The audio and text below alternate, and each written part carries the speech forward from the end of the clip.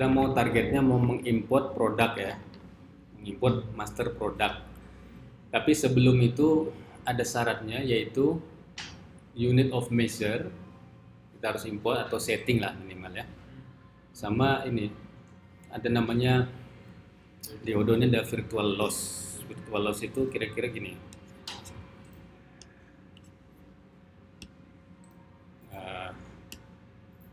Di produk ya, kalau kita create produk manual gitu ya. Nah, di sini ada ini Pak, inventory location, virtual location, inventory adjustment. Dia defaultnya ke sini. Defaultnya ke sini. Ini kejadiannya gini. Ketika opnam lah misalnya. Ketika stok opnam nanti ada produk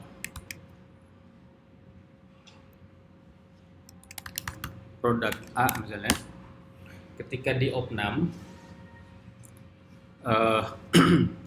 on hand misalnya, on hand tercatat di sistem ada 100, ada realnya, real quantity-nya katakanlah 120. Itu ini buat ke samping aja nih ya. Nah, ini produk, sekali on hand kan mungkin banyak produk ya. Produk B on hand-nya 100, realnya 80. Nah, gitu kan. Kan kejadiannya gitu kalau apa namanya? Opnam. Dia ada selisih kan? Selisihnya ini plus 20. Bertambah ya. On hand kita di gudang bertambah 20. Sementara yang ini berkurang 20. Nah, di Odoo tuh setiap kali ada pergerakan barang harus ada sumber sama tujuannya. Walaupun ini tujuannya dari pesawat. Walaupun dia ini apa tadi, produk ya, kayak sama kayak account gitu. Ada debit, ada kreditnya gitu. Produk pun gitu juga. Jadi ada sumbernya, ada tujuannya, locationnya ya, tujuan locationnya. Kalau misalnya ini terjadi selisih plus, ada source, ada destination, location gitu ya. Destinationnya kan ini stok ya, menuju ke stok dia, lokasi stok, sehingga nambahlah on hand kita sebanyak plus 20 menjadi 120 nantinya nih. Jadi ada penambahan 20. Ketika ada selisih minus 20, si stok ini menjadi sumber dia. Sumber dari pengurangan 20 pieces ini. Sumber dari stok, sehingga stoknya berkurang gitu. Nah, lawan-lawannya ini, musuh-musuhnya ini namanya virtual location, inventory location yang ini. Inventory adjustment. Inventory adjustment location. Jadi statusnya location ya. Inventory adjustment. Ini juga inventory adjustment. Nah, gitu. Sehingga kita perlu menentukan ini. By default dia memang lari ke sini. By default dia lari ke sini. Nah, kenapa kita kadang perlu import khusus untuk ini? Ini kejadiannya karena gini. Kita buka ini. Di sini ada accounting information. Ya kan? Kaitannya ke sini dia. Jadi selain dari ini secara quantity on hand ini kan, ini secara quantity ini. Ada juga dampak secara accountingnya kan? Ya. Nah, gitu. Secara accounting, yaitu kalau di sini debit sama kreditnya gitu. Pada saat kita terima selisih 20, berarti kan ini debitnya persediaan. Kreditnya harus ada lawannya kan? Ada lawannya. Ada yang bilang varian HPP, ada yang bilang HPP ya kan. Anggaplah nih varian HPP ya. Sebaliknya gitu juga, ketika ada penambahan atau pengurangan nilai persediaan, berarti kredit persediaan ini. Persediaan si barang ini. Ini lawannya varian HPP atau HPP. Nah, ini perlu di-set ini. Ini di-setnya di sini dia. Jadi si inventory adjustment itu ada satu entryan namanya ini stock valuation account incoming, stock valuation account outgoing gitu ya. Jadi ketika ada barang masuk ke dalam sini, nanti yang menampung akun apa gitu. Akun apa yang akan menampung ini? Coa apa? Yaitu coa ini varian HPP atas eh, produk A ini, ya kan? Kategorinya mungkin beda nih, misalnya kategori beda. Nah, ketika ada pengurangan, tadi kebalik ya, berarti kalau ada pengurangan di stok, berarti ini incoming ke sini ya, sebagai destination-nya. Tapi ketika ada penambahan di stok, berarti ini sebagai source-nya, outgoing-nya. Ya, kayak gini ya. Ini ada penambahan, dia akan terjadi move dari inventory adjustment ke stok. Ketika ada pengurangan, terjadi movement dari stok ke inventory adjustment. Pada saat yang bersamaan terjadi movement account dari sini ke sini. Dari persediaan, dari kebalik ya, dari kredit ke debit gitu kan. Kalau ini dari persediaan ke varian HPP gitu kan. Persediaannya berkurang karena terjadi minus. Nah, ini yang disebut sebagai inventory adjustment location tadi. Kenapa kita perlu set per kategori juga? Karena bisa aja ininya beda-beda. Kita mau set ini beda-beda gitu. Ketika terjadi selisih di persediaan ATK, maka penampungnya nanti varian HPP ATK. Ketika terjadi penambahan selisih daging, ya, nanti yang nampung daging, gitu kan. Kalau mau dibuat satu persatu juga. Tapi kalau nggak mau dibuat satu persatu, nggak apa, digabung aja. Semuanya masuk ke sini. Di opnam daging masuk ke sini, opnam ATK masuk ke sini. Itu makanya dari tadi saya berusaha nangkep nggak dapet deh. Maksudnya pandangannya kalau buat kita pakai. Ini mas Selisih ya, ketika selisih aja. Tapi ini ketika stok opnam. Stok opnam itu ketahuannya karena stok opnam bisa 6 ya. Ya, 6. Kalau waste biasanya kita buat ini khusus, lokasi khusus namanya waste atau sampel. Ya. Oke, maksudnya ini correct me if I'm wrong. Jadi ini kan ya itu tadi inventory adjustment ya, karena misalnya ada diskrepensi antara satu si on hand sama Aktual. Ya, actualnya gitu. Itu kan mungkin terjadi di semua item. Semua bisa ya kan? Semua item. Oke, jadi si location name-nya ini akan diganti nama item atau nama kategori. Jadi kita sampai ke level nama, kategori. Ya. Jadi misalnya kalau boleh langsung ke ininya. Ya, contohnya ya. Pemakaian. Nah, ini inventory loss. Ya. Nah, ini kita buat seperti ini.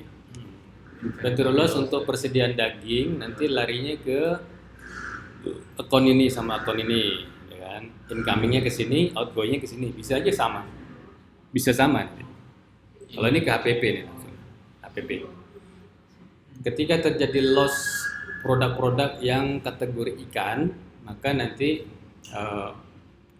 akunnya adalah akun yang HPP. 5 nih HPP. HPP ikan juga gitu ya. Nah, dan seterusnya gitu. Artinya ya gitu ya. Intinya gitu ya, ketika terjadi selisih ya, terutama pada saat opnam ini. Ketika terjadi selisih inventory adjustment, kalau dia plus gitu ya, kalau dia plus maka persediaannya kan bertambah. Ya. Lawannya mana nih? Akun lawannya dianggap apa nih? Dianggap HPP mungkin kan. Tapi HP-nya berkurang. HPP-nya berkurang gitu. Nah, ketika terjadi selisih minus di sistem ada 100, realnya cuma 70, kan ada minus 30. Persediaan kan berkurang. Lawannya mau dianggap apa? HPP atau varian HPP. Ini tadi yang bikin saya bingung. Jadi kan kita tadi itu ada pembelian HPP dan penjualan. Ya. Nah, kalau tadi itu kan nama dari akun penjualan HPP dan pembelian HPP dan penjualan itu kan sama. Kalau di kita kan nggak akan sama tuh. Ya, nggak sama. Pembelian itu akan nama item, kemudian HPP dan penjualan itu akan nama Menu. menu, gitu kan. Ya. Nah, kalau misalnya masuk ke sini, kemudian yang dijadikan acuan coanya itu adalah coanya HPP, kan nggak bisa per item nih. Ya, kalau bisa Iya, karena jadi- ini kaitannya ke persediaan ini, Ya, bahan baku ini. oke. Keputusan bahan baku. Jadi yang kita buat di mana nih di inventory loss ini semua bahan baku. Bahan baku ya. Bahan baku. Berarti Ya, tapi kategori. ya, berarti coanya ngambilnya dari pembelian. Coanya Ada HPP-nya, pembelian. HPP-nya. Bahan baku itu kan ada HPP-nya nanti. Harga kita beli. Ya. Coanya ya, coanya. Iya. Jadi pembelian. Pembelian. Kalau pakai HPP kayak yang dimaksud Pak Daniel kan kita nggak ada HPP item. HPP bahan baku. Iya. Kayaknya sih nggak bakal ada pada kita. Ya. Heeh. Oke. Gimana? Ini aja lah. Ini nggak mesti ke HPP juga langsung. Bisa aja ini dianggap sebagai apa? Kalau HPP kan kalau di profit loss dia income HPP kan, dapat gross profit. Ya. Nah, ini levelnya di menu kalau di Ya. restoran ini. HPP yang terjadi di sini nih ketika ada selisih opnam itu mau dilarikan kemana gitu. Ya. Nah, nggak mesti ke kepala 5, boleh aja di bawah kepala 6 atau kepala 7 gitu secara profit lossnya tuh. Jadi ketika terjadi selisih stok lah ya, di sistem ada 100, actualnya ada 80, 20 nya nih mau dibuang kemana nih? Coanya ya, secara coa ya, mau dibuang kemana gitu. Kalau di HPP yang kepala 5 kan nggak ada aja karena Iya, menu ya. Karena menu betul. Berarti buang ke kepala 6 atau kepala 7 terserah tuh mau polisi bukan accounting sesuai saja. stok gitu misalkan. Iya. Jadinya dianggap kerugian jadi kita tahu gitu ya. Iya. Selain stok. Mau di mana tuh ditaruh tuh? Berarti bikin coa baru untuk ngebuang si Persediaan yang hilang. persediaan Ya, yang ya itu. Ya, intinya itu. Dan yang gantung menjadi beban. Beban. Mau Ya, taruh di jadi mana? Ada si waste dan trim spill percentage itu. Terus ada ini juga Ya. gitu yang memang ketahuan bahwa itu waste atau trim ya Ya. masuk ke waste and trim Ya. yang Selisih. discrepancy-nya Ya. identified gitu nggak Ya. ketahuan kemana kutip-kutip hilang masuknya ke Ya, coa ini khusus. Coa ya. Buat khusus aja, nggak apa. Jadi nggak mesti ke HPP barang juga. Ya. Ini kan Oke. contohnya ke HPP nih. ya Oke ya, clear Pak ya. Jadi ini intinya nih ya. Ini apa deh? Mana dia? Nah, ini yang mau dijelaskan di sini sebenarnya ini nih. Ya kan? Oke, sekarang kita import aja. Import virtual location itu menunya dari sini. Configuration warehouse. Oke, jadi by default menu location di Odoo nih nggak muncul. By default, kita harus setting sesuatu di modul warehouse supaya muncul. Ya, ini dia. Supaya muncul.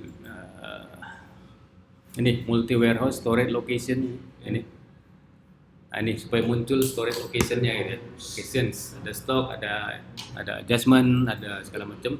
Ini di tick dulu. Nah, sekalian kita tick multi warehouse juga supaya ini kan pasti ada multi warehouse ya. iya Yang jelas setiap cabang tuh satu warehouse, ya kan?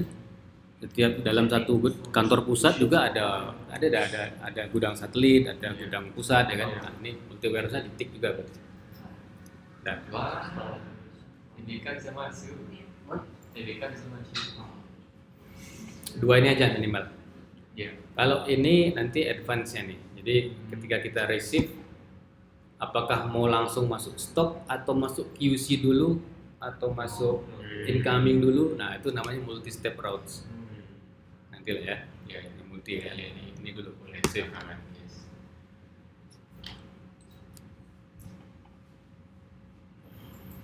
Oke, storage location supaya muncul menu location-nya nanti.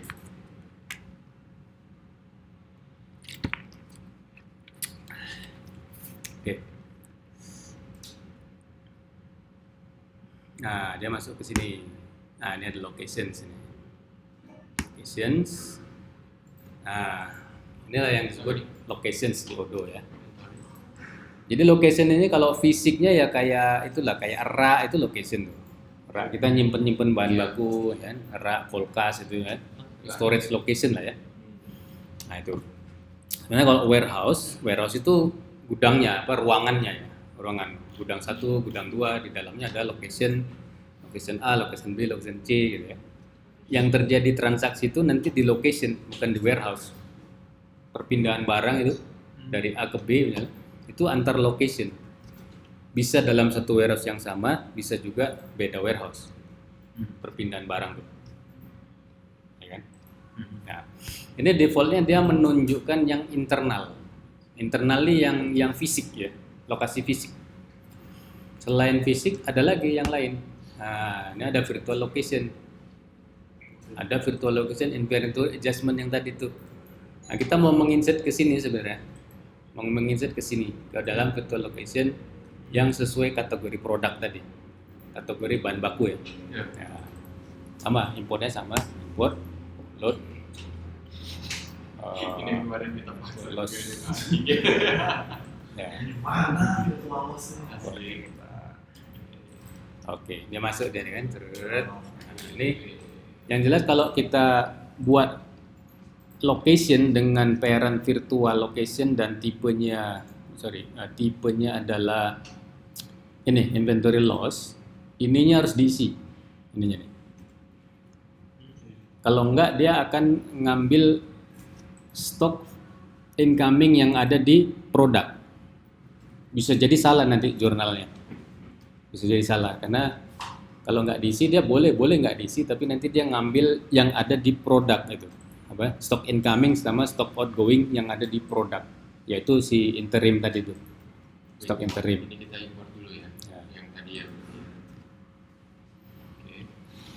Inventory loss. Oke.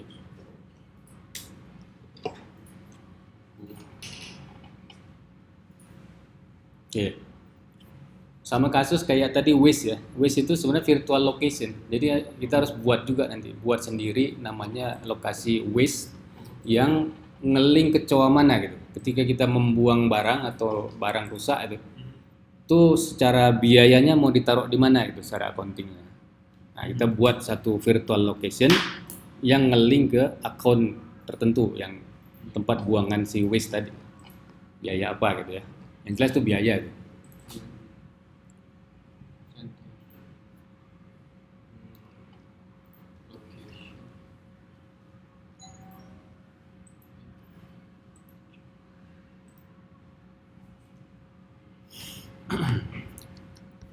Oke.